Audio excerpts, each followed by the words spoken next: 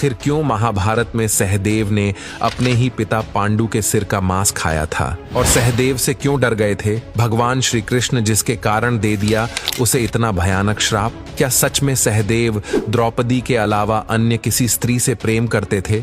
आपको ये जानकर हैरानी होगी कि कैसे मिला सहदेव को त्रिकालदर्शी होने का वरदान। दोस्तों, कमेंट बॉक्स में जय श्री कृष्ण लिखना ना भूले। राजा पांडु के 5 पुत्रों में कोई ना कोई गुण या शक्तियां जरूर थीं।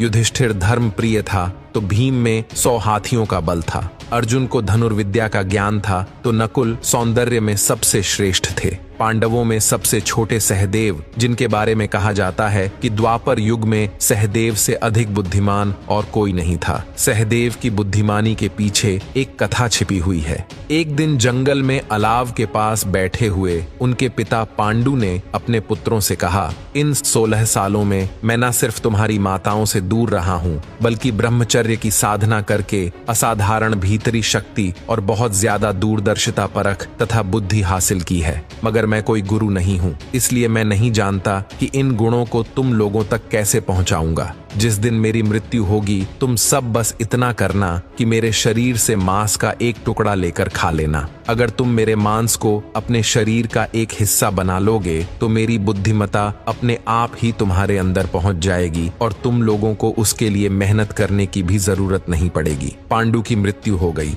उसके बाद देह संस्कार किया जा रहा था तो भावनाओं में वशीभूत होकर लगभग हर कोई इस बात को पूरी तरह से भूल गया। सिर्फ सबसे छोटे भाई और विचारशील सहदेव ने जब एक चींटी को पांडु का एक मांस का छोटा सा टुकड़ा ले जाते हुए देखा तो उसे पिता की यह बात याद आ गई। उसने वह टुकड़ा चींटी से छीनकर अपने आप खा लिया। इसके बाद उनकी बुद्धि और शक्ति बढ़ गई। इस प्रकार पांडु के पुत्र सहदेव को अपार बुद्धि और विवेक की प्राप्ति हुई थी और कहा जाता है कि इसी कारण सहदेव त्रिकालदर्शी भी कहलाते हैं। उनको पहले से ही पता था कि महाभारत का युद्ध कब होगा और क्यों होगा और इसमें किसकी विजय होगी और कौन किसके हाथों मारा जाएगा। लेकिन भगवान श्री कृष्ण के श्राप के कारण वो किसी को भी यह नहीं बता पाए। भगवान श्री कृष्ण ने सहदेव को यह श्राप दिया था, अगर वह अपने इस त्रिकालदर्शिता के कारण किसी को भी युद्ध का परिणाम पहले ही बताएंगे तो उनके सर के टुकड़े हो जाएंगे।